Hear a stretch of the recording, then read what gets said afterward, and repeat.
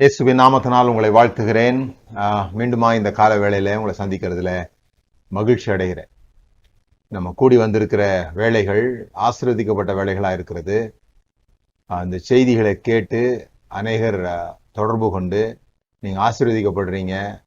உங்களுடைய direction, லைஃபினுடைய direction, ஆண்டவரை பற்றிய அண்டர்ஸ்டாண்டிங், ரிலேஷன்ஷிப்ல இருக்கிற டைனமிக்ஸஸ் இதெல்லாம் நீங்க புரிந்து கொள்கிறத குறிப்பிட்டு சாட்சியாக சொல்லும் பொழுது மிகுந்த சந்தோஷமா இருக்குது.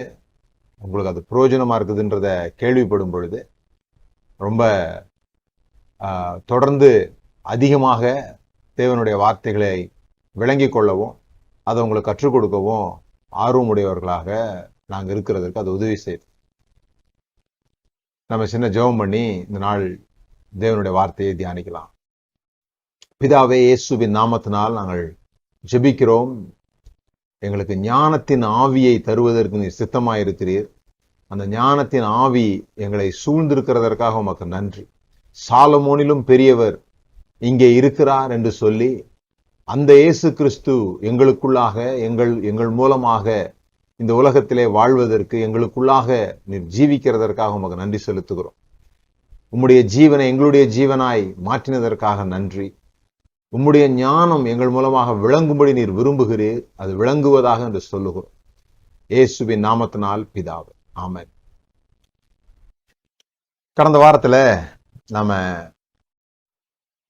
ஞானத்தை பற்றி பார்த்தோம். ஞானத்தினுடைய முக்கியத்துவம், ஞானம்தான் எல்லாத்த விட பிரின்சிபல் திங்ஸ் அப்படிங்கிறத பார்த்தோம்.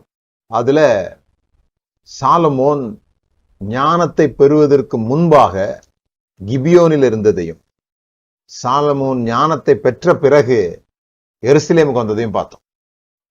இது ஒரு இந்த செய்தி முடிந்த பிறகு ஒருத்தர் எனக்கு ஃபோன் பண்ணி கேட்டாங்க, கர்த்தருக்கு பயப்படுறதுதானே ஞானம், கர்த்தர்ட்ட வந்த பிறகுதானே ஞானம் வரும், ஆனா ஞானம் வந்த பிறகுதான் எருசலேமுக்கு போனான்னு சொல்றீங்களே, இது எப்படி அப்படின்னு சொல்லி.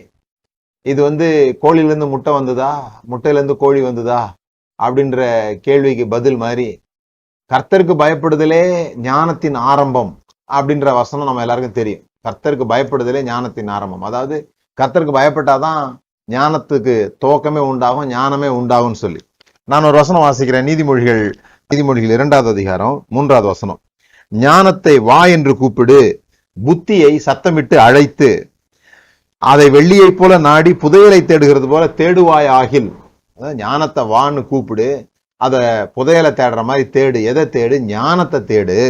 அப்பொழுது தேடுவாயாகில், அப்பொழுது கர்த்தருக்கு பயப்படுதல் இன்னதென்று நீ உணர்ந்து தேவனை அறியும் அறிவை கண்டடைவாய். இப்போ ஒரு வசனம் சொல்லுது கர்த்தருக்கு பயப்படுதல் தான் ஞானத்தின் ஆரம்பம்.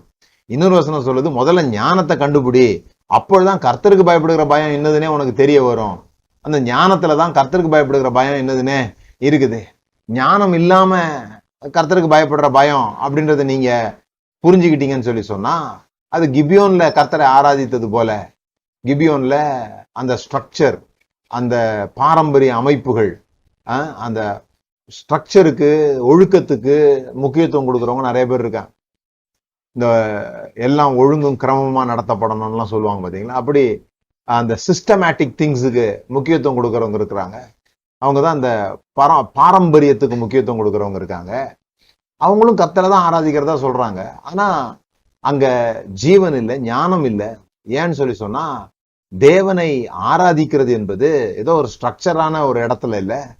அது ஜீவன் எங்கும் தேவனை தொழுது கொள்ளும் காலம். இதெல்லாம் தான் ஆண்டவர் தேடுகிற விஷயமாக சொல்லப்பட்டிருக்கு. ஞானம் வந்த பிறகுதான் சாலமோன் கர்த்தரை சரியான இடத்துல தேடுகிறான் அப்படிங்கிறத பார்த்தோம். அது ஞானம் பெற்றதற்கான ஒரு அடையாளம். அதாவது ஆண்டவரை தேடாததுனால ஞானம் உள்ளவர்களா இல்லாம இல்ல, ஞானம் இல்லாததுனால தான் ஆண்டவரையே தேடல சரியான விதத்துல.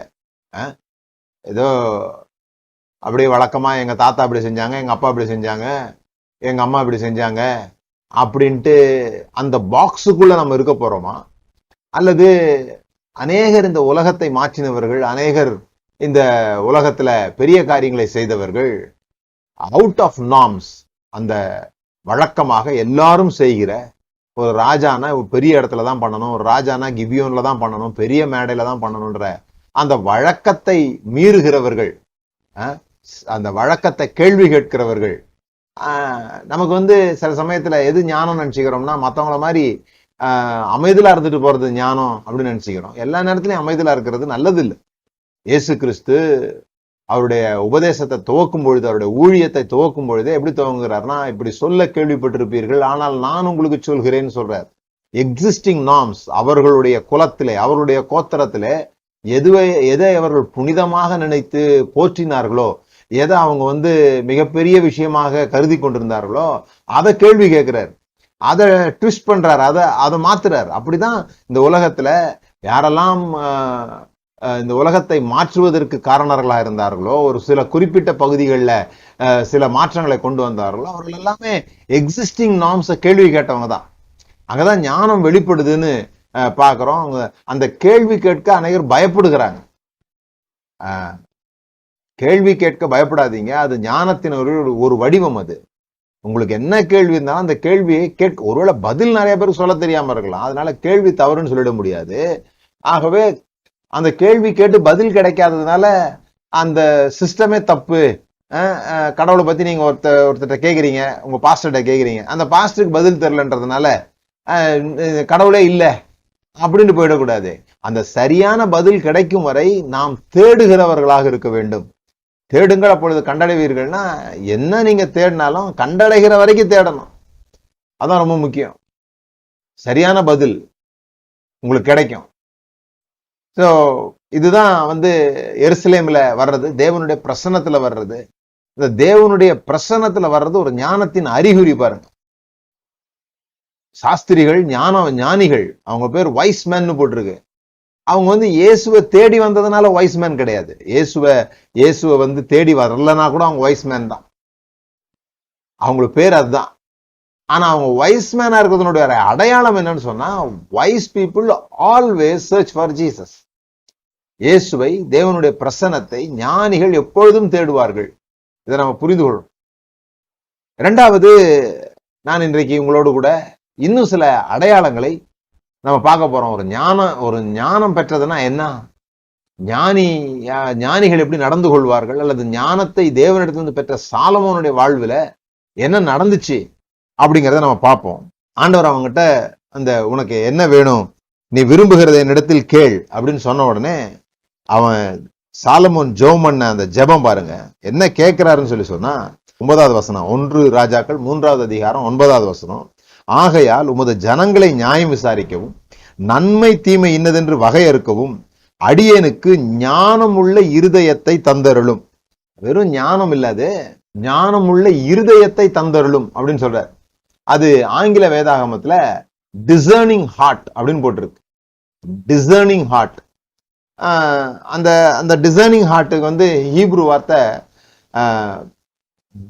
பினா விஸ்டம். அது அது அது ஞானத்துல நிறைய பேர்கள் இருக்குது. கிரீக்ல சோஃபியா அப்படின்ற பேர்லாம் இருக்கு, அது குறித்து பிறகு பார்ப்போம். ஆனா இங்க இதுக்கு சரியான வார்த்தை என்னன்னு சொன்னா, ஷெமா அப்படின்னு போட்டிருக்கு. ஷெமா அப்படின்ற எபிரேய வார்த்தை லிசன் அப்படின்னு அர்த்தம். சேலா அப்படின்லாம் போட்டிருப்போம், நீங்க பார்த்திருப்பீங்க. ஷெமா அப்படின்னா ஹியரிங், கவனித்து பதில் சொல் அப்படின்லாம் அர்த்தம் வருது அதுக்கு. ஸோ ஷெமா இருதயம் வேணும் எனக்கு அப்படின்னா listening heart. God grant me listening heart. அதுதான் ஒரு முக்கியமா ஒரு தலைவனுக்கு இருக்க வேண்டிய விஷயம். என்ன, இந்த அறிவு என்பது பாருங்க தலையை நிறைச்சிருது. ஏராளமான காரியத்தை படிச்சுக்கிறோம், ஏராளமான காரியம் தெரிஞ்ச உடனே அத பைபிள்ல சொல்லிருக்குது, அறிவு இருமாப்பை உண்டாக்கும். நாலேஜ் பஃபத். இந்த அறிவு மண்டைக்குள்ள போக போக போக அது இருதயத்துக்குள்ள போகாததுனால அந்த அறிவு ஒரு மனிதனை பெருமையுடையவனாக, தனக்கு எல்லாம் தெரியும் அப்படிங்கிற எண்ணம் உடையவனாக மாற்றி விடுகிறது. ஆனா ஞானம் இருக்கு பாருங்க, இந்த ஞானம் ஒருபோதும் இருமாப்பு அடைகிறது இல்லை. ஞானம் இரக்கமுடையதா இருக்குது. ஞானம் வீதிகள்ல இருந்து கூப்பிடுகிறதா இருக்குது. அப்போ அந்த ஞானம் இருதயம் சம்பந்தமானது, அறிவு என்பது மூல சம்பந்தமானது. அதனாலதான் ஒரு ஞானமுள்ள இருதயத்தை கேட்கிறார், எனக்கு லிசனிங் ஹார்ட் கொடுங்க. அது எப்படி, என்னது லிசனிங் ஹார்ட்? எல்லாரும் காது வழியா கேட்போம். காது வழியா கேட்கும்போது நமக்கு ஏதோ அவங்க பேசுகிற சத்தம், அவங்க எழுப்புகிற ஒலியும் நமக்குள்ள ஏற்கனவே இருக்கிற ஒலியும் ஒன்னா வந்ததுன்னா, எனக்கு தமிழ் தெரியும்ன்றதுனால ஒரு ஆள் தமிழ் ஒலி எழுப்பும் பொழுது எனக்கு புரிகிறது. அல்லது எனக்கு ஆங்கிலம் தெரியுமானால் அந்த வைப்ரேஷன்ல அந்த குரல்ல அவரு ஏதோ வளரும் போது அது ஒரு லாங்குவேஜா இல்லைன்னா, அந்த லாங்குவேஜ் எனக்கு தெரியலன்னா அது எனக்கு சும்மா ஒரு பிளாபரிங் ஆயிடுது இல்லையா, உளறல் ஆயிடுது. அது எனக்கு தெரிஞ்சிருந்ததுன்னா அது எனக்கு மொழி ஆயிடுது. அதுதான் காது வழியா கேட்கிறோம். ஆனா இந்த இருதயத்தை வழியா கேட்பது என்பது மற்றவர்களுடைய மனதை புரிந்து கொள்வது, மற்றவர்களுடைய தேவைகளை அறிந்து கொள்வது. அதுதான் அந்த இருதயம் கேட்கிறதுன்னு சொல்றது. இங்க கேட்டு வேலை செய்யறதில்ல, இங்க கேட்டு வேலை செய்யறதுன்னு சொல்லுவாங்கல்ல, அந்த போல அந்த இருதயத்திலிருந்து கேட்கறது அப்படிங்கிறது மென்மையான ஒரு போக்கை காட்டுகிறது. அது ஞானிகளுக்கு தான் இருக்குது. உள்ளார்ந்து காரியங்களை புரிந்து கொள்ளுதல். நான் சொன்னேன் இல்லையா, அந்த ஸ்ட்ரக்சரை பார்த்து ஆராதிக்கிறவங்க, அவங்களுக்கு ஒரு கட்டணம் வேணும், ஒரு சீட்டு வேணும், ஒரு பிரம்மாண்டம் வேணும். அது போல சில பேரு வார்த்தைகளை பிடிச்சுப்பாங்க. இந்த குடும்பத்துல தகராறு, நண்பர்கள் மத்தியில பிரச்சனைகள்லாம் எப்படி வருதுன்னா, அவங்க பேசின அந்த வார்த்தைகளை பிடிச்சுக்கிட்டு, நீ இப்படி சொன்னியே, நீ இந்த மாதிரி சொல்லிட்டியே அப்படின்னு சொல்லி வார்த்தைகளை பிடிச்சுக்கிட்டு பேசணும்னு சொல்லி சொன்னா. பைபிள் வாசிக்கும் போது கூட அதான் பிரச்சனையா இருக்குது நிறைய பேருக்கு. அதுல போட்டிருக்கிற வார்த்தைய பிடிச்சு பேசும்போது எழுத்து கொல்லுகிறது. நீங்க லிட்ரலா பேசின வார்த்தையை அப்படியே எடுத்துக்கிட்டீங்க, லிட்ரலா எழுதின வார்த்தையை அப்படியே எடுத்துக்கிட்டீங்கன்னா, அதுல ஆவி இல்லாம நீங்க பாத்தீங்கன்னா, அவங்க ஏன் அதை சொல்ல வந்தாங்க, அவங்க இருதயத்தினுடைய இன்டென்ஷன் என்ன, அந்த நோக்கத்தை புரியாம சில பேர் நல்ல நோக்கத்தோடு கூட தவறான வார்த்தைகளை சொல்லிடுவாங்க. நல்ல நோக்கம் இருக்கும், அதை எப்படி அவங்களுக்கு சொல்லணும்னு தெரியாது. சில பேருக்கு கோர்வையாக பேச முடியாது. சில பேருக்கு அந்த சொல்ல விரும்பின சொல்ல வந்த முழு கருத்தையும் சொல்ல முடியாததா இருக்கும். ஆனா நீங்கள் ஞானமுள்ள இருதயம் உடையவர்களா இருந்தீங்கன்னா, அவங்க சொல்ல வர்ற அந்த சொன்ன வார்த்தைகளை அல்ல, சொல்ல வந்த நோக்கத்தை கவனிக்கிறவர்களா இருப்பீங்க. Intentional hearing. அதனாலதான் நீங்கள் கேட்பதிலே தீவிரமுடையவர்களா இருங்க, பேசுகிறதுக்கு தாமதமா இருங்க. அறிவு எனக்கு இருக்குதுன்னு சொல்லி காட்டாதீங்க. யாராவது பேச வந்தா கூட இரு நீ சொல்ல வர்றது என்ன வந்து எனக்கு தெரிஞ்சிருச்சு அப்படி சொல்லாதீங்க. கேளுங்க. கேட்கும்போது அந்த லைன்ஸுக்கு பின்னாலையும் அவர்களுடைய சில பேர் அவங்களுடைய கதறலை வெளியே சொல்ல மாட்டாங்க. அதுக்கு சில வார்த்தைகளை சொல்லுவாங்க. அந்த வார்த்தைகளை சொல்லும் போதே ஒரு ஞானமுள்ள இருதயம் உடையவனா இருந்தா அவனுடைய கதறல் என்ன, அவனுடைய தேவை என்ன, அவன் புண்பட்டு போய் பேசுகிறானா அப்படிங்கறதெல்லாம் புரிந்து கொள்ளுகிற ஒரு இருதயம் உடையவரா இருக்கிறது தான் ஞானமுள்ள இருதயம். இதுதான் ஒரு தலைவர்களுக்கு தேவைப்படுகிற ஒரு விஷயம். ஒரு நாட்டை நடத்துறவங்களா இருந்தாலும் சரி, ஒரு குடும்பத்தை நடத்துறவங்களா இருந்தாலும் சரி, இந்த காது கொடுத்து கேட்கிறதுன்னு சொல்லுவாங்க இல்லையா, அந்த இருதயத்தின் வழியாக மற்றவர்களை கவனித்து அதற்கு பதில் சொல்வது, இது ரொம்ப ரொம்ப முக்கியம் பாருங்க. அதனாலதான் சில தலைவர்கள்லாம் நின்னு கவனிச்சாங்கன்னா, மக்கள் சொல்றத கேட்டாங்கன்னா, மக்கள் மத்தியில அவர்களுக்கு மதிப்பு கூடுகிறது. இயேசு அதனாலதான் எந்த ஒரு நபர் பேசும்போதும் நின்று கேட்கிறார். சாலமோனிலும் பெரியவர், அவர் ஞானத்தினுடைய அடையாளமாக உருவகமாக இருக்கிறவர். யார் பேசினாலும் நின்று கேட்கிறார். அவர்கள் இருதயத்துல என்ன இருக்குதுன்னு அறிந்து கொள்கிறார். அவங்க சொல்ல வர்ற வார்த்தைகளுக்கு பின்பாக இருக்கிற விஷயங்களை சரியாக புரிந்து கொள்வது என்பது ஒரு மிகப்பெரிய வரம், தேவனிடத்திலிருந்து கிடைத்த ஒரு ஆசீர்வாதமாக நாம பார்க்கணும். குடும்ப தலைவர்களா இருக்கிறவங்க அப்படிதான். குடும்ப தலைவர்களா இருக்கிறவங்க, முக்கியமாக சகோதரர்கள், இதை நல்லா கவனிங்க. நமக்கு இருதயத்துல கேட்கறதுனா என்னன்னு நான் உங்களுக்கு விளக்கம் சொல்றேன். நீங்க வண்டி வச்சிருந்தீங்கன்னா, 2 வீலரோ 4 வீலரோ வச்சிருந்தீங்கன்னா உங்களுக்கு தெரியும். அந்த 2 வீலர்லயோ 4 வீலர்லயோ சின்ன ஒரு சத்தம் வழக்கத்தை விட மாறி கேட்டுச்சுன்னா, வழக்கத்தை விட அதுல ஒரு சின்ன ஒரு மாற்றம் வந்ததுன்னா அது நமக்கு புரிஞ்சிடுது பாருங்க. ஏதோ வண்டியில ப்ராப்ளம், ஏதோ கரமுறான்னு சொல்லுது அப்படின்னு புரியுது. ஆனா வீட்டுல மனைவி பேசும்போது அவங்க என்ன பேசினாலுமே புரிய மாட்டேங்குதான் சொல்றாங்க. என்ன சொல்ல வராங்கன்னே தெரியல பிரதர், புரிஞ்சிக்கவே முடியல அப்படிங்கிறாங்க. வண்டியினுடைய ஒரு ஓட்டைய, வண்டியினுடைய ஒரு சத்தத்தை இருதயத்தின் பூர்வமாக உளப்பூர்வமாக புரிந்து கொள்ள முடிகிற நம்மளால வீட்டில் இருக்கிற இன்னொருத்தர், முக்கியமா மனைவி பேசுகிறத அவங்க என்ன கத்திக்கிட்டு இருந்தாலுமே ஏதோ கத்துறாங்கன்னு புரியுதே தவிர அவங்க என்ன சொல்ல வர்றாங்க அப்படின்றத புரியல. ஏன்னா இந்த அறிவு வழியாக காதுகள் வழியாக கேட்க முயற்சிக்கிறோமே தவிர இருதயத்தின் வழியாக அதை கேட்க நம்ம முயற்சிக்கிறது இல்லை. அப்போ ஒரு ஞானம் உள்ளவர்களுடைய முக்கியமான அடையாளம் அவர்கள் திறம்பட கவனிக்கிறவர்களாக இருப்பார்கள். ஜனம் திரளா இருக்குது, எல்லாரும் பேசுறத நான் கேட்டுட்டு இருக்க முடியாது. ஆனா எனக்கு இருதயம் அப்படிப்பட்ட இருதயம் வேணும். எப்படி வேணும்? ஜனங்களை நியாயம் விசாரிக்கவும் நன்மை தீமை இன்னதென்று வகையறுக்கவும், நன்மை தீமை இன்னதென்று வகையறுக்கும் அடியனுக்கு ஞானமுள்ள இருதயத்தை தந்தருளும், ஏராளமாய் இருக்கிற உமது ஜனத்தின் நியாயம் விசாரிக்க யாராலே ஆகும் என்றான். சோ அவனுடைய நோக்கம் நியாயம் விசாரிக்கிறது இல்ல, அவனோட நோக்கம் ஜட்ஜ்மெண்ட் சொல்றது இல்ல, அவனுடைய நோக்கம் லிசனிங் ஹார்ட். நம்முடைய நோக்கம் ஜட்ஜ்மெண்ட் சொல்றது.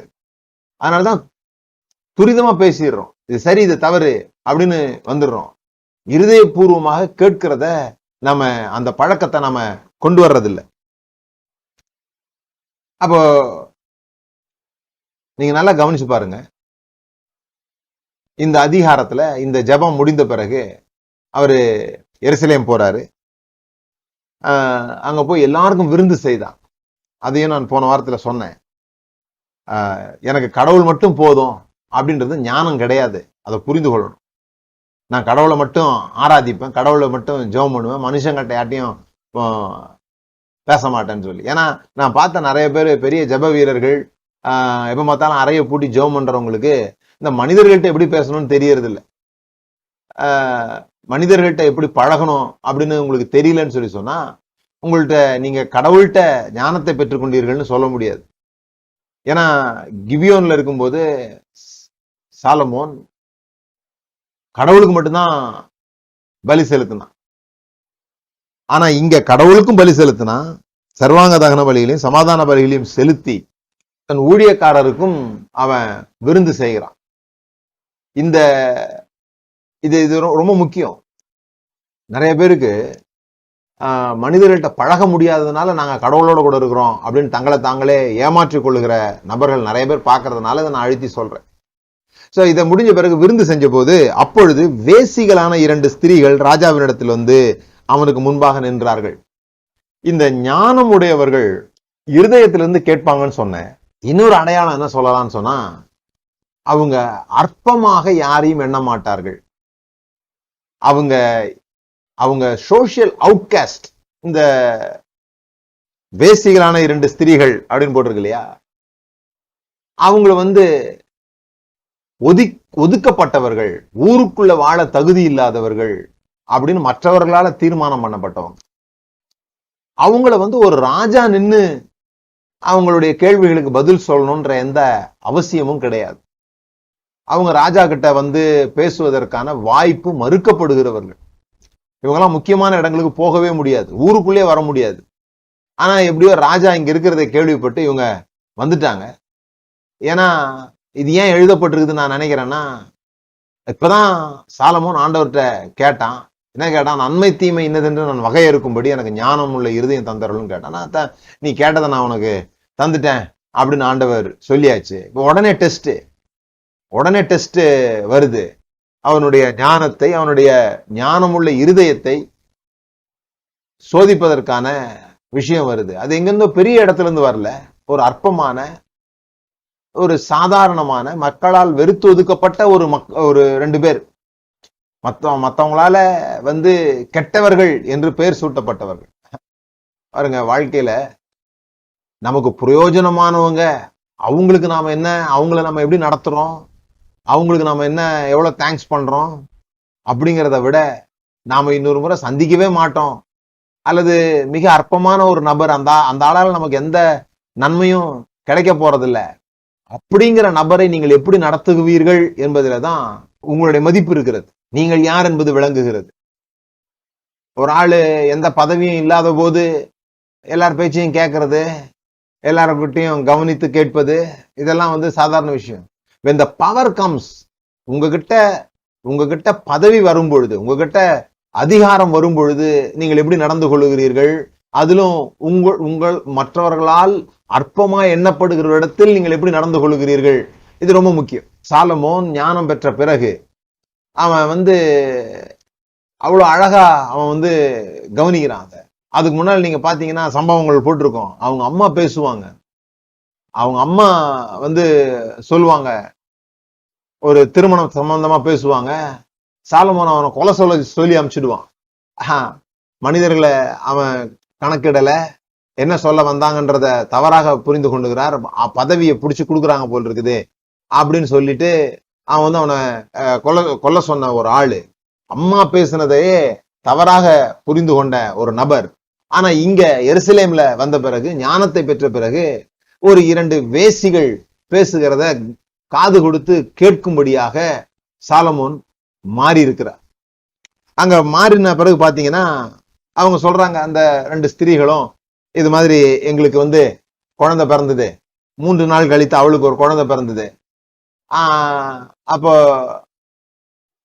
ஒருவேளை நானா இருந்திருந்தா ஏதாவது டெஸ்டுக்கு கொடுத்துருக்கலாம், அல்லது 3 நாளுக்கு முன்னால பிறந்த குழந்தைக்கும் 3 நாள் கழித்து பிறந்த குழந்தைக்கும் ஏதாவது வித்தியாசம் இருக்குதா வளர்ச்சியிலையோ?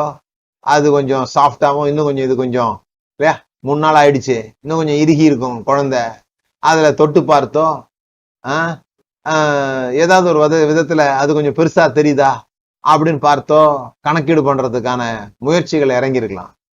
ஆனா சாலமோன் இருதயத்துல அவனுக்கு பாருங்க தெரிஞ்சிருச்சு, முதல்லயே அவங்க பேசுகிறதுல அவனுக்கு தெரிஞ்சிருச்சு. அந்த எந்த தாய் தன்னோட வழக்கம் முதலாவது வைக்கிறாளோ அவதான் உண்மையான தாயாவே இருந்திருக்கிறா. அவர்களில் ஒருத்திய ஆண்டவனே, நானும் இந்த ஸ்திரீயும் ஒரே வீட்டில் குடியிருக்கிறோம், நான் இவளுடைய வீட்டில் இருக்கையில் ஆண் பிள்ளையை பெற்றேன். இந்த ஸ்திரீக்கு தான் கடைசியில குழந்தை கிடைக்குது.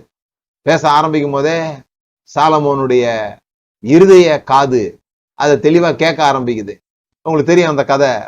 தூக்கத்துல புரண்டு படுத்தாச்சு, புரண்டு படுத்ததினால் அது செத்து போயிற்று. அப்பொழுது உமது அடியாள் நித்திரை பண்ணுகையில் இவள் நடுஜாமத்தில் எழுந்து என் பக்கத்துல கிடந்த என் குழந்தையை எடுத்து தன் மார்பிலை கிடத்தி கொண்டு செத்த தன் பிள்ளை என் மார்பிலை கிடத்தி விட்டாள். என் பிள்ளைக்கு பால் கொடுக்க காலமே நான் எழுந்திருந்த போது சொல்றா, அவ கதையை சொல்றா. அப்போ 2வது ஸ்திரீ அவளுடைய வழக்க சொல்றா, அப்படி அல்ல, உயிரோடு இருக்கிறது என் பிள்ளை, செத்தது உன் பிள்ளை என்றாள். இவளோ, இல்லை, செத்தது உன் பிள்ளை, உயிரோடு இருக்கிறது என் பிள்ளை. இப்படி ராஜாவுக்கு முன்பாக வாதாடினார்கள். இப்ப ராஜா இந்த நன்மை தீமை என்னதென்று வகையா இருக்கணும், அதனால ஒரு பட்டயத்தை கொண்டு வாங்க அப்படிங்கிற, ஒரு பட்டயத்தை கொண்டு வாங்க. நீங்க பாத்தீங்கன்னா பைபிளையே பட்டயம் தான் சொல்லியிருக்கும். எபிரேயர் 4வது அதிகாரத்துல அப்படிதான் சொல்லியிருக்கோம். ஊனையும் கணுக்கையும் பிரிக்கக்கூடிய இருபுறமும் கருக்குள்ள பட்டயம் அப்படின்னு சொல்லியிருக்கும்.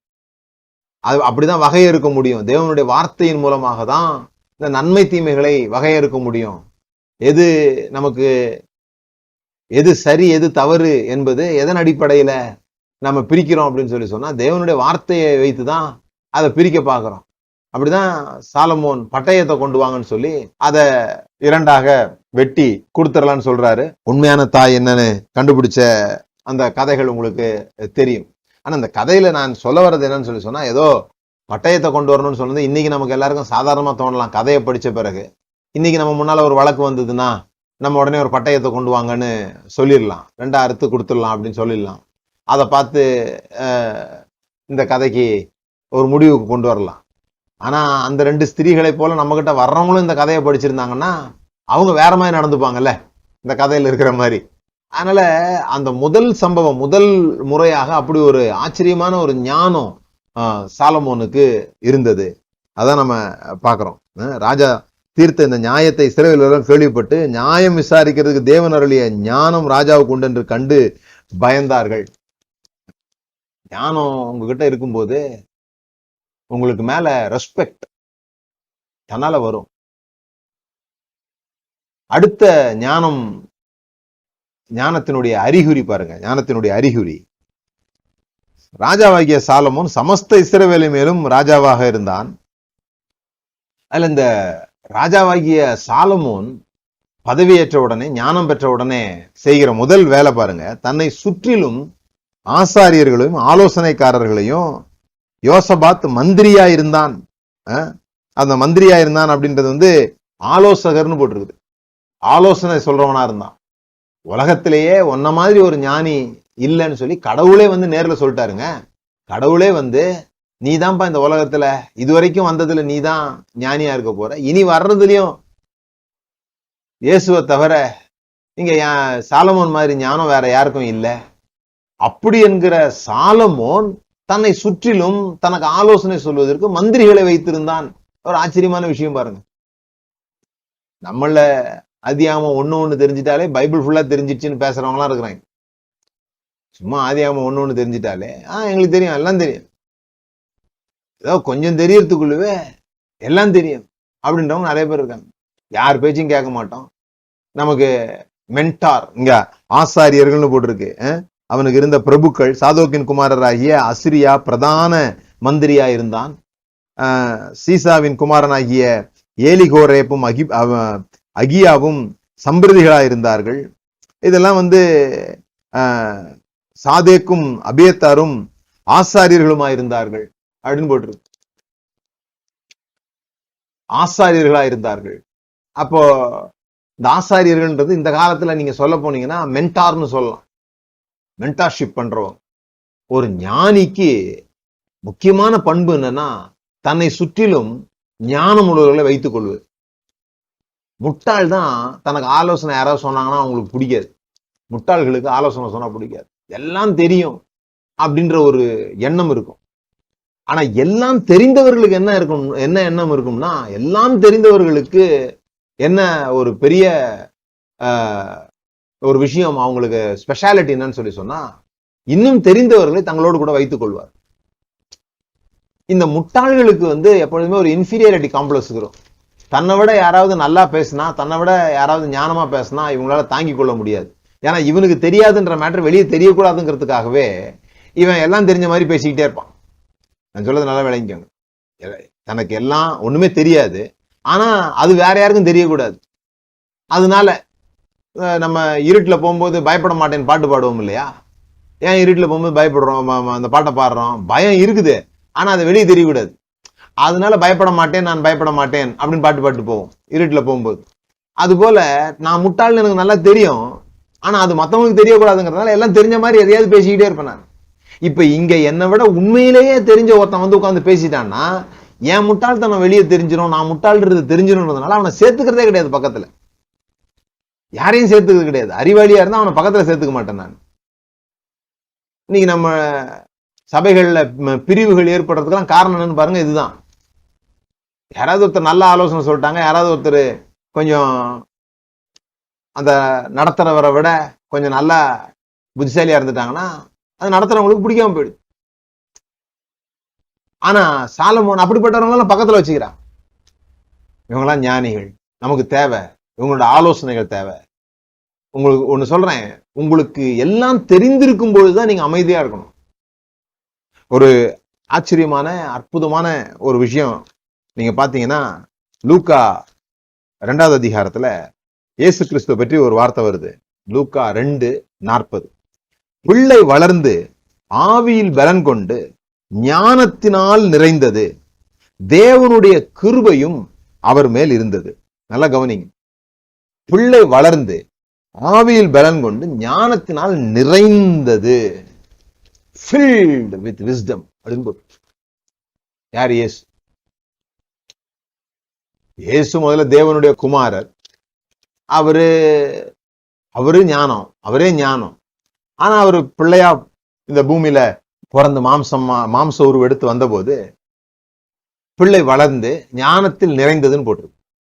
இது 40வது வசனம். இப்போ 52வது வசனம், அந்த அதிகாரத்தினுடைய கடைசி வசனம், 52வது வசனம். இயேசுவானவர் ஞானத்திலும் வளர்த்தியிலும் தேவ கிருபையிலும் மனுஷ தயவிலும் அதிகமாய் விருத்தி அடைந்தார். ஏற்கனவே நிறைஞ்சிட்டாரு, ஞானத்தினால் நிறைந்துன்னு போட்டிருக்குது 40வது வசனத்துல. 52வது வசனத்துல ஞானத்துல அதிகமாய் விருத்தி அடைந்தார். அது என்னங்க, நிறைஞ்சது எப்படிங்க விருத்தி அடைய முடியும்? ஏற்கனவே நிறைந்து வழியிறாரு, இதுல எப்படி விருத்தி அடைஞ்சாரு, எப்படி எக்ஸ்பேண்ட் ஆனாரு? இது ரெண்டுக்கும் நடுவுல 40வது வசனத்துக்கும் 52வது வசனத்துக்கும் இடையில என்ன நடந்தது அப்படின்னு சொல்லி சொன்னா ஒண்ணும் இல்ல. பின்பு அவர் அவர்களுடனே கூட போய் நாசரேத்தில் சேர்ந்து அவர்களுக்கு கீழ்ப்படிந்திருந்தார். அவரு யாருக்கு? பெற்றோருக்கு. பிள்ளை ஞானத்தினால நிறைஞ்ச பிறகு நடந்த சம்பவம் என்னன்னா, பெற்றோருக்கு கீழ்ப்படிந்திருந்தார். பெற்றோருக்கு கீழ்ப்படிந்திருந்ததுனால என்ன நடந்ததுன்னா, ஞானத்துல விருத்தி அடைந்தார். யோசித்து பாருங்க, மரியாளுக்கும் யோசேப்புக்கும் தெரிஞ்சதை விட இயேசுவுக்கு அதிகம் தெரிஞ்சிருக்குமா? தெரிஞ்சிருக்காது. உலகை உண்டாக்கிய தமது வார்த்தையினாலே சகலவற்றையும் தாங்குகிற அந்த தேவனுடைய மடியிலே செல்லப்பிள்ளையாக இருந்தேன் என்று சொல்லப்பட்ட அந்த ஞானம் இயேசுவாக மாம்ச உருவெடுத்து வந்தபோது அவங்க அம்மா சில விஷயங்கள்லாம் சொல்றாங்க. பிள்ளைக்கு மகனை எப்படி நடந்துக்கணும் அப்படி நடந்துக்கணும்னு சொல்றாங்கன்னு வச்சுக்கோங்களேன். எனக்கு தெரியுமா எல்லாம் அப்படி சொன்னாரா? இல்ல, எல்லாம் தெரிந்திருக்கும் போது கூட அந்த பொசிஷன்ல பெற்றோர்கள் இருந்ததுனால, பெற்றோர்களை விட அவருக்கு ஞானம் அதிகமா இருந்தும் கூட பெற்றோருக்கு கீழ்ப்படிந்திருந்தார். அதனால் ஞானத்தில் அவர் விருத்தி அடைந்தார். நான் சொல்றேன், உங்களுக்கு எவ்வளவு ஞானம் இருந்தாலும், எவ்வளவு புத்திசாலிகளா நீங்க இருந்தா கூட ஒரு விஷயம் நீங்க நல்லா புரிஞ்சுக்கணும். என்ன உங்களுக்கு தெரிஞ்சிருந்தாலும் உங்களை விட பொசிஷனல்ல மேல இருக்கிறவங்களுக்கு, உங்க ஆபீஸ்ல மேனேஜரா இருக்கிறார், அவர் உங்களை விட பதவியில உயர்ந்தவரா இருந்தாருன்னா உங்களுடைய ஞானத்தை தேவையில்லாம அவர்கிட்ட என்ன பண்ணாதீங்க, காட்டாதீங்க. சில பேருக்கு ஆலோசனை சொல்றது ரொம்ப பிடிக்கும், கேட்காதவங்களுக்கும் ஆலோசனை சொல்லணும் இருப்பாங்க. இல்ல, நீங்க ஞானிகளா இருந்தா உங்களுக்கு தெரியும், இந்த பதவியில் உள்ளவங்களுக்கு நம்ம கீழ்ப்படிந்திருக்கணுமே தவிர, பொறுப்புக்கு கீழே இருக்கணுமே தவிர, இல்லைன்னா அந்த இடத்த விட்டு நம்ம வெளியே கிளம்பிடணும்.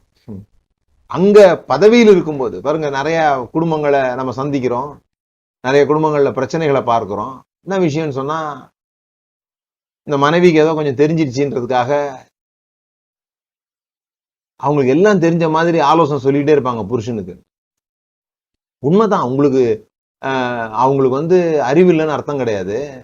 அவங்களுக்கு எல்லாம் தெரியும், உண்மையிலே தெரியும். மனைவிமாருக்கு, அது சகோதரிகளுக்கு கொஞ்சம் ஞானம் அதிகம். அவங்களால நிறைய காரியங்களை ஒரே நேரத்தில் புரிந்து கொள்ள முடியும்.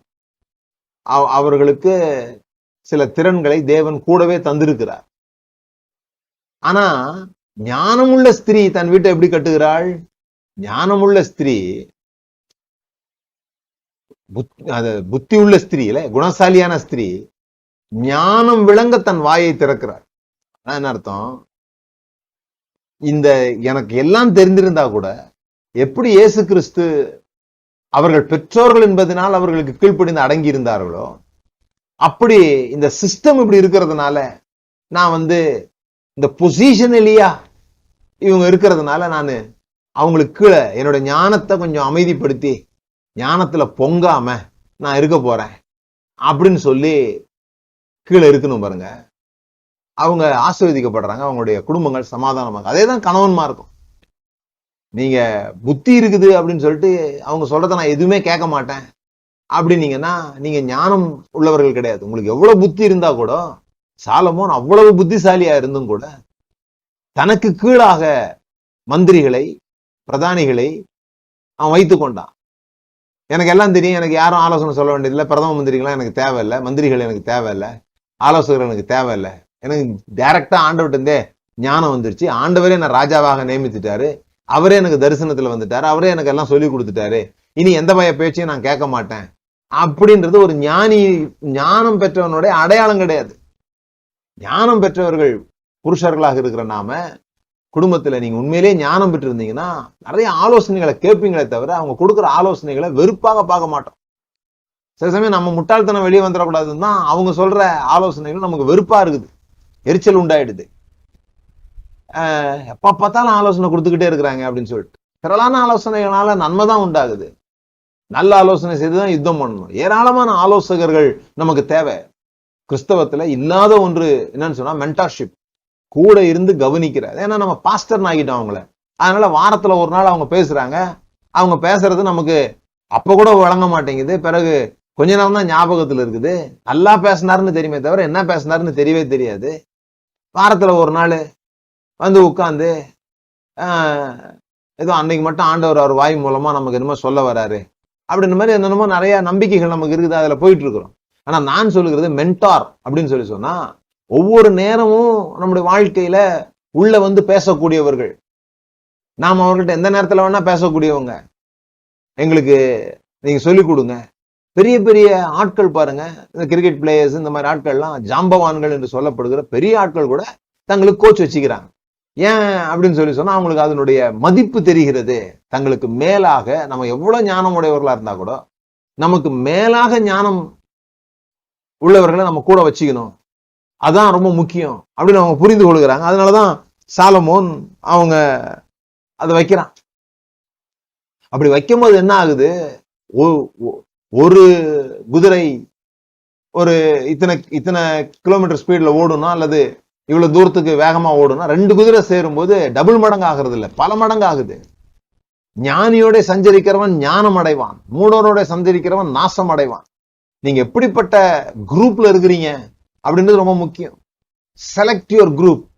அதுவா வந்து சேர்ந்த எல்லாரும் ஃப்ரெண்ட்ஸு, எங்க சிரிச்சிட்டா ஃப்ரெண்ட்ஸு, வணக்கம் போட்டா ஃப்ரெண்ட்ஸு, தினந்தோறும் நாங்க 2 பேரும் சேர்ந்து டீ குடிச்சா ஃப்ரெண்ட்ஸு அப்படின்னு நீங்க தீர்மானம் பண்றது வேற, யாரோட தினந்தோறும் நான் டீ குடிக்க போறேன் அப்படின்னு தீர்மானம் பண்றது வேற. தினந்தோறும் டீ குடிச்சு என் கூட சேர்ந்து டீ குடிச்சதுனாலே அவன் எனக்கு ஃப்ரெண்ட் ஆயிட்டான் அப்படின்னா அது வேற ரகம். ஆனா இவன் எனக்கு ஃப்ரெண்ட் ஆகணும், இவனோட நான் தினந்தோறும் டீ குடிக்கணும் அப்படின்னு நீங்க தீர்மானித்து ஒரு நண்பனை உருவாக்குவது, உங்க டீம்ல ஒருத்தனை உருவாக்குவது, உங்களுக்கு ஆலோசனை சொல்வதற்காக உருவாக்குவது. சில பேருக்கு காசு கொடுத்து, இவங்க எல்லாம் சம்பளம் பெறுறவங்க தானே, சாலமோன்ட்ட சம்பளம் பெறுறவங்க. அவங்க சில பேருக்கு நீங்க மாசமான ஒரு தொகையை அனுப்பி எனக்கு நீங்க ஆலோசகரா இருங்க, என்னை கண்டிக்கிறவரா இருங்க, எனக்கு புத்தி சொல்றவரா இருங்க, என்ன கேள்வி கேளுங்க, என்ன காலையில எழுப்புங்க, என் மேல ஒரு ப்ரெஷர் கொடுங்க, இந்த ப்ராஜெக்டை வந்து இந்த தேதிக்குள்ள முடிக்கலன்னா உங்களுக்கு நான் பதில் சொல்ல வேண்டியது இருக்குது அப்படின்ற ஒரு நிலையை உருவாக்குங்க அப்படின்னு சொல்லி நமக்கு ஆட்கள் இருப்பார்களானால் நம்ம வாழ்க்கையில வேகமாக முன்னேற முடியும், மேல வர முடியும்.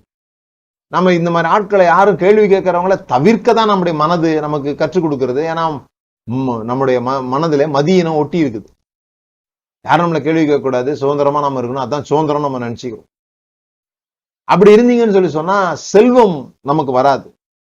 ஏன்னா ஞானம் எப்பொழுதுமே செல்வத்தை கொண்டு வரும். ஞானம் எங்க இருக்குதோ அங்க செல்வம் வரும்.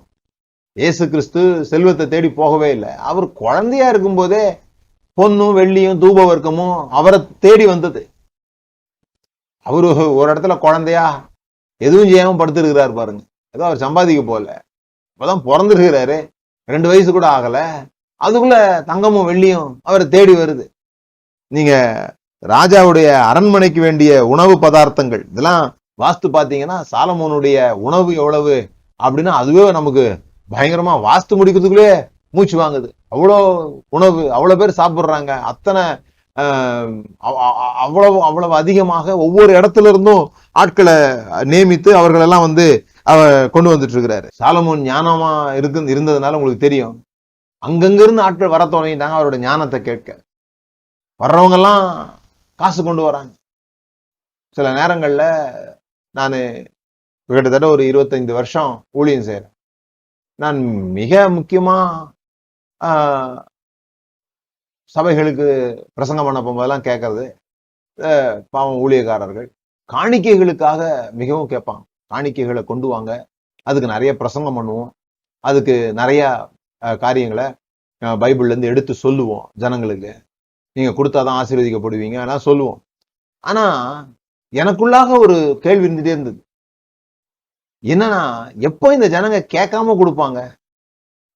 யாருக்கு ஜனங்க கேட்காம கொடுப்பாங்க? பாருங்க, ஒரு நம்ம ஜனங்க வந்து ஏதோ முட்டாள்களோ அல்லது ஒண்ணும் தெரியாதவங்களோ கிடையாது. ஒரு ஒரு ஒரு நல்ல டீ கடை 2 தெரு தள்ளி இருக்குதுன்னா கூட போய் அங்க போய் குடிச்சிட்டு வராங்க. அங்க கூட காசு இருந்தா கூட குடிச்சிட்டு வராங்க. அப்ப ஞானம் எங்க இருக்குதோ அங்க தேடி போவதற்கு அவர்களுக்கு தெரியும்.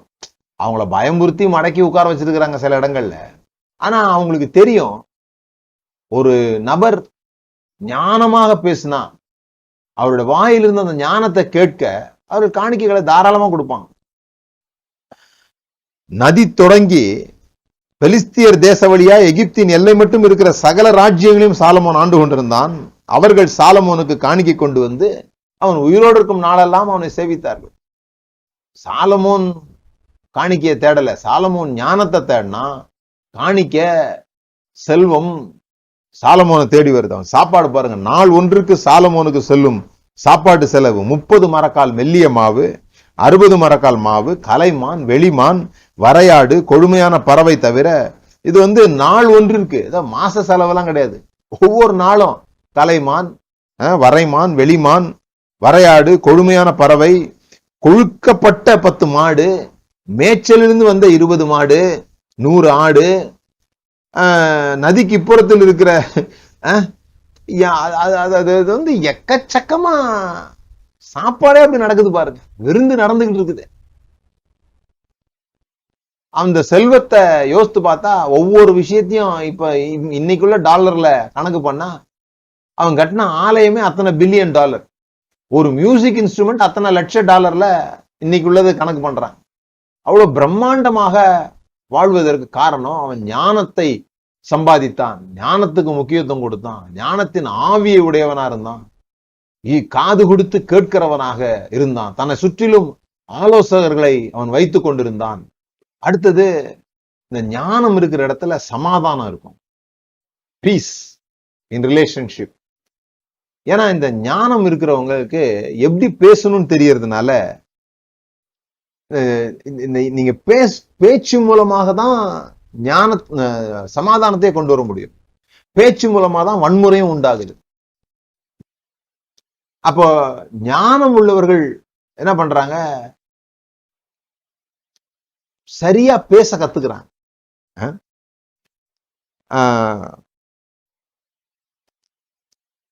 அவங்க அடுத்தவர்கள்ட்ட உதவி கேட்க தயங்குகிறது இல்லை. அது ஞானம் வேணும்னாலும் சரி. இந்த ஞானம் உள்ளவர்களுக்கு என்ன விஷயம் சொன்னா அவங்களுக்கு எல்லாம் தெரியும். என்ன தெரியும்? எல்லாம் நமக்கு தெரியும் அப்படின்னு ஒருபோதும் நம்ம நினைக்க கூடாதுன்னு தெரியும். எல்லா வேலைகளையும் நாமளே செஞ்சிட முடியும். கடவுளே அதுதான் நான் திரும்ப சொல்றேன், கடவுளே ஞானத்தை கொடுத்துட்டாரு. என்கிட்ட கடவுள் டைரக்டா பேசுறாரு. சில பேருக்குலாம் சில சொப்பனங்கள், தரிசனங்கள் கிடைக்க ஆரம்பிச்சிடும். அல்லது கடவுள் அவங்களுக்குள்ள ஒரு இருதயத்துல வார்த்தையை தருவார். அவங்க ஒரு தீர்க்கதரிசியாக சொல்ல ஆரம்பிப்பாங்க. அது சில சமயம் கரெக்டா இருக்கும், மக்களுக்கு சரியா இருக்கும். அந்த மாதிரி நபர்கள்லாம் பாருங்க, தங்களை எலைட்டா நினைச்சுப்பாங்க. கடவுளே எங்கள்கிட்ட பேச ஆரம்பிச்சிட்டாரு, இனி எந்த மனுஷனும் எங்களுக்கு எந்த ஆலோசனையும் சொல்ல வேண்டியது இல்லை அப்படின்னு சொல்லிட்டு. ஆனா சாலமோன் அவனுடைய ஞானத்தினால விளைந்த விளைவை பாருங்க. சாலமோன் ஆலயம் கட்டணும் அப்படிதான் அவனுடைய பர்பஸ் ஆஃப் லைஃப். ஆண்டவராலேயே கொடுக்கப்பட்ட ஒரு நோக்கம் அவனுக்கு என்னன்னு சொன்னா, உன் மகன் எனக்கு ஆலயத்தை கட்டுவான் அப்படின்னு சொன்ன உடனே ஃபர்ஸ்ட் ப்ராஜெக்டே, அவருடைய அரசாட்சிக்கு வந்த ஃபர்ஸ்ட் ப்ராஜெக்டே ஆலயம் கட்டுறது தான். இப்ப ஆலயம் கட்டணும்னா 2 வகையா கட்டலாம். ஆலயத்துக்கு தேவையானதெல்லாம் எங்க இருக்குமோ அங்க போய் எடுத்துட்டு வாங்க அப்படின்னு சொல்லி ஒரு நாட்டில் உள்ளவங்களை அனுப்பலாம். ஏன்னா செல்வ செழிப்பு அப்படிதான் இருக்குது. ஆனா அவர் என்ன பண்றாரு பாருங்க, சாலமோன் ஈராமினிடத்திற்கு ஆட்களை அனுப்பி, ஈராம் அப்படிங்கிற ஒரு அரசன் அந்த நாட்டில் உள்ளவங்களுக்கு ஆள் அனுப்பி, ஆகையால் நான் உன் ஸ்தானத்தில் உன் சிங்காசனம் வைக்கும் உன் குமாரனை நாமத்திற்கு ஆலயத்தை கட்டுவான் என்று கர்த்தரின் தகப்பனாகிய தாவீது சொன்னபடியே என் தேவனாகிய கர்த்தரின் நாமத்திற்கு ஆலயத்தை கட்ட வேண்டும் என்று இருக்கிறேன். ஆதலால் லீபனோலின் எனக்காக கேதுரு மரங்களை வெட்ட கட்டளையிடும். இதுதான் இன்ட்ரெஸ்டிங்கான பாயிண்ட். எனக்காக கேதுரு மரம் வேணும். சீதோனியரை போல் மர வெட்டு வேலை அறிந்தவர்கள் எங்களுக்குள்ளே ஒருவரும் இல்லை என்பது உமக்கு தெரியும். என்ன ஒரு ஹம்பிள்னஸ் பாருங்க. எங்களுக்கு எல்லாம் தெரியும் அப்படின்னு சொல்லல. கடவுள் என்கிட்ட பேசிட்டாருப்பா, எனக்கு ஞானத்தை கொடுத்துட்டாரு, எங்க ஆளுங்க கொஞ்சம் பேரை நான் சூப் அப்படின்னு சொன்னாலே அவங்களுக்கு மரம் வெட்ட தெரிஞ்சிடும் அப்படிலாம் சொல்ல. எங்களுக்குள்ள அப்படி திறமையான ஆள் இல்ல, உங்ககிட்ட தான் அந்த திறமையான ஆள் இருக்கிறாங்க அப்படின்றத ஓப்பனா ஒத்துக்கிறாரு பாருங்க. ஆச்சரியமான ஒரு வார்த்தை. சீதோனியரை போல் மரம் வெட்டு வேலை அறிந்தவர்கள் எங்களுக்குள் ஒருவரும் இல்லை என்று உமக்கு தெரியும். அதற்காக என் வேலைக்காரர் உம்முடைய வேலைக்காரர்கள் இருப்பார்கள், நீர் சொல்வதின்படி எல்லாம் உம்முடைய வேலைக்காரரின் சம்பளத்தை உமக்கு கொடுப்பேன் என்று சொன்னான். அப்போ எப்படி பேசணும்? ஞானமுள்ள வார்த்தைகளை பாருங்க அவன் பேசுறான். ஒரு ஆள்கிட்ட இருந்து உதவி பெறுவது எப்படி என்பது அவனுக்கு தெரியுது. அவன் நினைச்சா அவனுக்கு கொண்டு வந்து கொட்டுறதுக்கு அவ்வளவு சாப்பாடு, அவ்வளவு பேரு அவனுக்கு காணிக்கை கொடுக்குறாங்க. அவன் நினைச்சா கட்டளை போடலாம், அவன் நினைச்சா போர் தொடுக்கலாம், அவன் நினைச்சா அந்த லீபனோனையே தன்னுடையதாக மாற்றி பிறகு அவங்களெல்லாம் வச்சு வேலை வாங்கியிருக்கலாம். அவன் எவ்வளவு அழகா சமாதானத்தோடு கூட காரியங்களை செய்யறான் பாருங்க.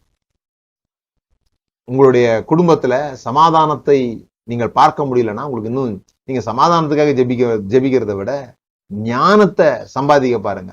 அதான் அண்டர்ஸ்டாண்டிங்னு சொல்றோம்.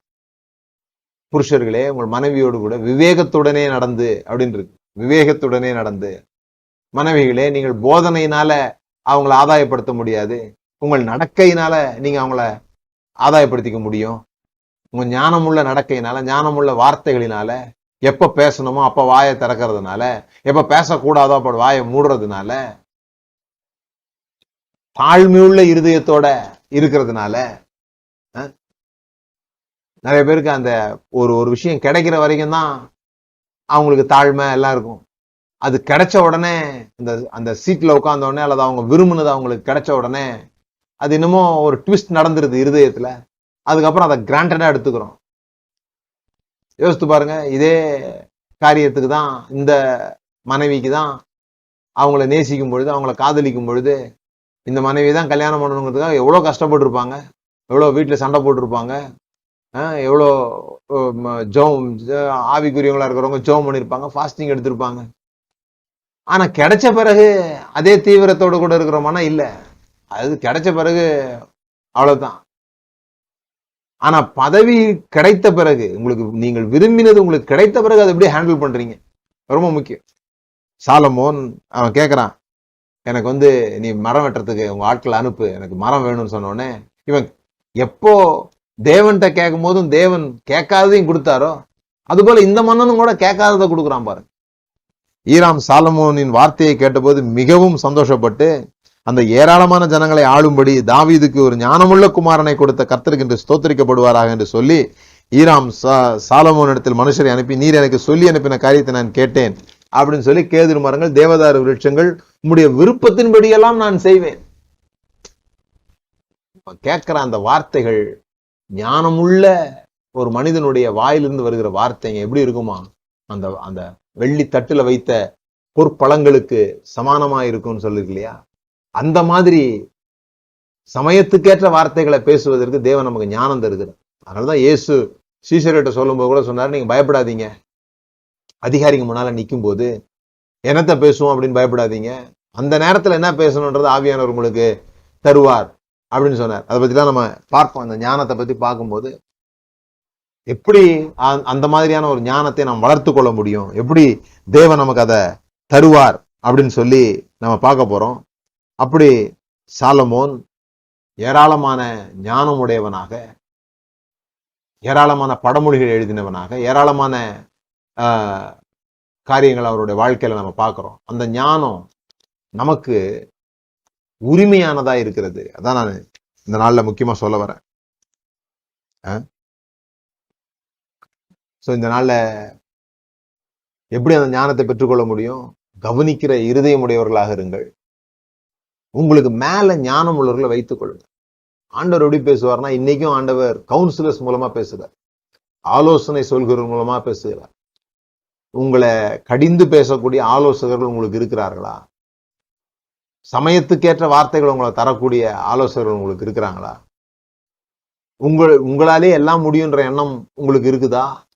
அல்லது உங்களுடைய வேலைகளை உங்களுக்கு தெரியாதது தெரியாதுன்னு ஒத்துக்கொள்ளக்கூடிய மனப்பக்குவமும், அந்த தேவைகளுக்காக மற்றவர்களிடத்துல உதவியை கேட்கக்கூடிய தாழ்மையும் நமக்கு இருக்குதா? இதெல்லாம் ஞானத்தினுடைய அறிகுறிகள், ஞானத்தினுடைய ஃபேசட்ஸ், ஞானத்தினுடைய முகங்கள். இது நமக்கு ரொம்ப முக்கியமா வேணும். எனக்கு எல்லாம் தெரிஞ்சிருச்சு அப்படின்னு நினைச்சிருந்தா இயேசு கிறிஸ்து அன்னைக்கே பெற்றோர்களுக்கு போய் அடங்கி இருந்திருக்க மாட்டார். அப்படின்னா அடங்கி இல்லாம இருந்திருந்தா அந்த வசனம் அங்கேயோட நின்று இருக்கும். அப்படியே அவர் ஞானத்தினால் நிறைந்திருந்தார். ஆனா ஞானத்தில் அதிகமாய் விருத்தி அடைந்தார். அது எப்படின்னு சொல்லி சொன்னா, ஞானம் இருக்கும் பொழுதும் யாருக்கு அடங்கி இருக்கணுமோ அவங்களுக்கு அடங்கி இருப்பதின் மூலமாக, எந்த சமயத்துல அவர் ஏற்ற காலத்தில் உங்களை உயர்த்தும்படிக்கு அவருடைய பலத்த கரத்தின் கீழ் அடங்கியிருங்கள். அப்படின்லாம் இருக்கு இல்லையா? அதை சரியா புரிந்து கொண்டு அதை நம்முடைய வாழ்க்கையில கையாளுவதன் மூலமாக நாம் ஞானத்தை மேனிஃபெஸ்ட் பண்ண முடியும். ஏன்னா சாலமோனிலும் பெரியவர் இங்கு இருக்கிறார். அவர் நமக்குள்ளாக ஜீவிக்கிறார். அவர் நம்முடைய ஞானமாக மாறி இருக்கிறார். அவரே தேவனால் நமக்கு ஞானமானார். இந்த ஞானம் முதலாவது, மற்றதெல்லாம் பின்னால. the wise man, the wisdom அப்படின்னு சொல்லப்படுகிற இந்த கர்த்தரை அறிகிற அறிவு கூட எதிலிருந்து உண்டாகுதான்? இந்த ஞானத்திலிருந்து உண்டாகுது. அறிவும் ஞானமும் விவேகமும் கர்த்தருடைய வாயிலிருந்து வருகிறது. ஞானத்தினாலே வீடு கட்டப்படுகிறது. இதெல்லாம் நம்ம ஞானத்தை பத்தி ஏராளமா பாக்குறோம். சோ மறுபடியுமாக நம்ம எல்லாரும் சேர்ந்து ஜெபம் பண்ணலாம். ஆண்டவரே, எங்களுக்கு இந்த ஞானத்தின் ஆவியை தாரும். அதை நான் நேரம் இருந்தா ஒரு வாரம் பேசுறேன். ஞானம் என்பது ஒரு ஆவி. ஞானம் என்பது ஆவின உடனே நீங்க இந்த உருவமற்ற ஒன்று உங்களை கேட்ச் பண்றது அப்படி நினைக்காதீங்க.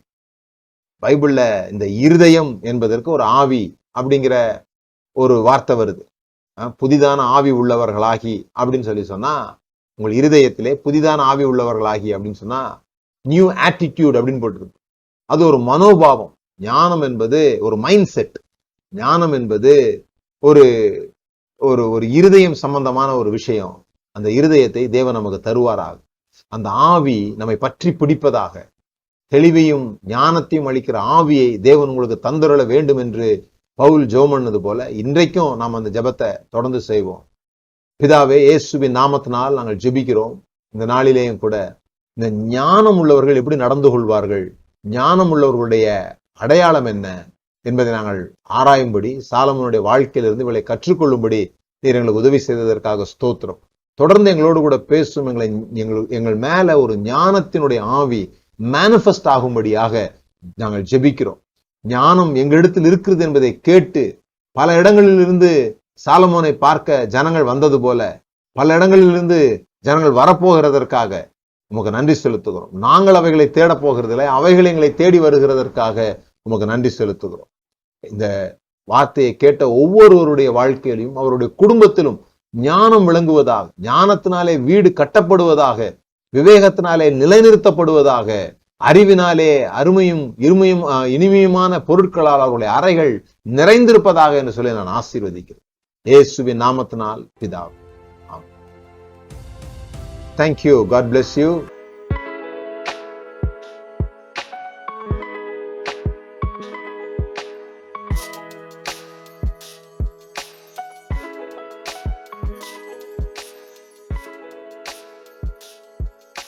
Thank you.